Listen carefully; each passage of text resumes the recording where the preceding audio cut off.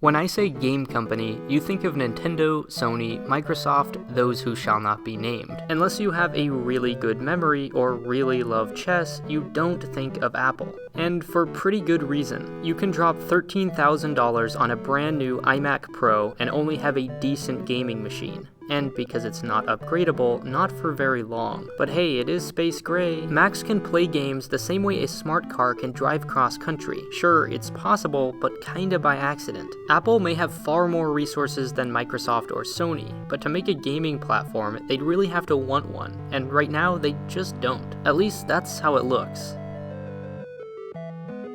For many people, computers are just Facebook or YouTube or email machines. For them, a phone or tablet is increasingly good enough. The trend is portability over performance, which isn't so good for the PC market. But there's one big exception: PC gaming. It has all the characteristics of a tiny niche market, but it isn't. It's actually growing. Many gamers buy parts to build their own computers, and regularly upgrade them to keep up with new games. This saves a lot of money, and for companies, margins are pretty low. So as much as Johnny Hive would love to fix this and this, seriously, these look ridiculous, it just doesn't fit Apple's strategy. Big, upgradable machines sold for low margins are pretty much their nightmare. Apple will pass on billion-dollar industries without blinking an eye if they don't have something significant to add. So a chart like this one looks terrible for Apple. Android phones dominate the globe, but they don't really care because of this. They're happy selling fewer phones because it fits their strategy.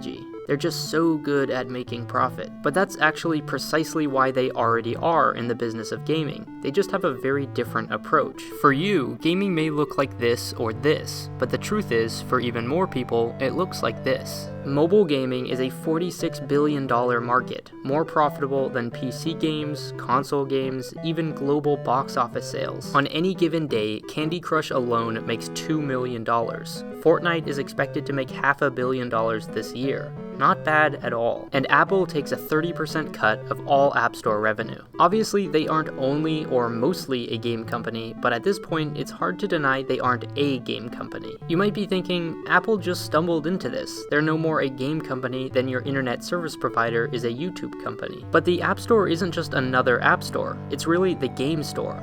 The game store. The App Store is 25% games, far more than any other category. Last year, they redesigned the entire store to emphasize them. And game developers love the store just as much as the store loves them. Good games are expensive to make. Even what seems like a simple game may require a team of programmers, another for art and music and writing and marketing. Like movies, it's a huge upfront investment with a ton of risk. But the promise of digital goods is that once they're made, they're made. No manufacturing or transportation or stocking costs. One game, one click of a button, now millions of people can download it. But because Google says here's some software, now go make phones, and manufacturers are desperate to stand out, Android is a nightmare for game developers. There are 2-inch Android phones, probably 2-meter Android phones, and everything in between. Do you want a phone that can tell you how fat you are? How about one engraved with Colonel Sanders' face? If you can think of it, Android has it, and they're all sprinkled between a million different versions of Android. When you're making a game, this means accommodating tens of thousands of different phones. Not so fun. Compare that to iOS, and you can see its appeal. 76% run the latest iOS version.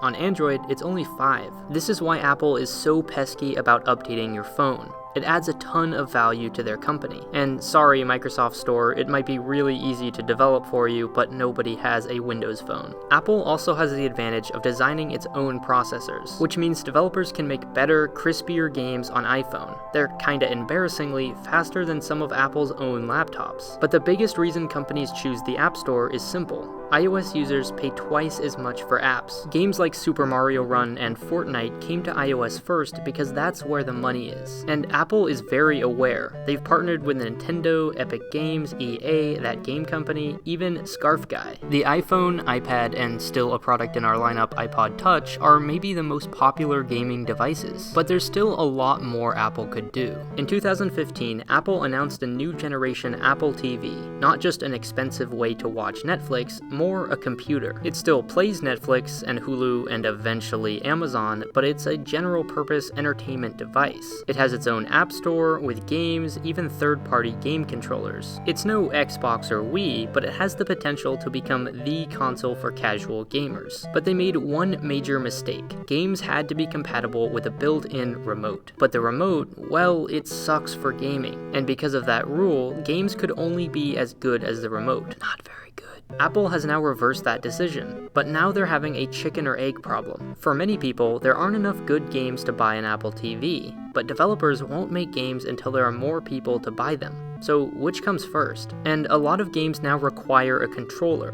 but nobody has one. So here's an idea. What if instead of selling 2 sizes of the Apple TV, they sold 2 versions? For gamers, a more expensive, higher performance, higher storage model that comes with a controller, and a slightly cheaper, lower performance, lower storage version for everyone else. More people would have controllers, which would bring more and better games, which brings even more people, and so on. It might still be tough getting developers to make games for the Apple TV, but there's good reason to think Apple's working on that. There's a rumor they'll allow developers to make one app for several platforms. So instead of having to make one version of their app for Mac and one for iOS, or more likely just doing the latter, they could kill 2 birds with 1 stone. If this also worked for Apple TV, it could bring a ton of new games to the platform. Apple is in a great position to create a very profitable new gaming platform, especially with how ruthless game companies can be. The new YouTube channel Cheddar has a video about this very topic, how games use microtransactions and pay-to-win purchases to maximize profits. It also makes an interesting counter-argument I hadn't really thought about, that one benefit of these free-to-play games is that they're accessible to everyone, even if you don't have disposable income. But as they mention, it's reached crazy levels with games like Battlefront 2. Cheddar has very generously sponsored this video because if you like my videos, you might also like theirs. There's a link in the description to watch their video on pay-to-win gaming, or you can check out some of their other videos, like Cheddar explains the dot-com bubble, a topic I've always heard about, but having been born right in the middle of it, didn't know much about. Or Cheddar explains the future of cable TV, how younger generations are forever changing the industry. All of those will be in the description. And thanks again to Cheddar for supporting the channel.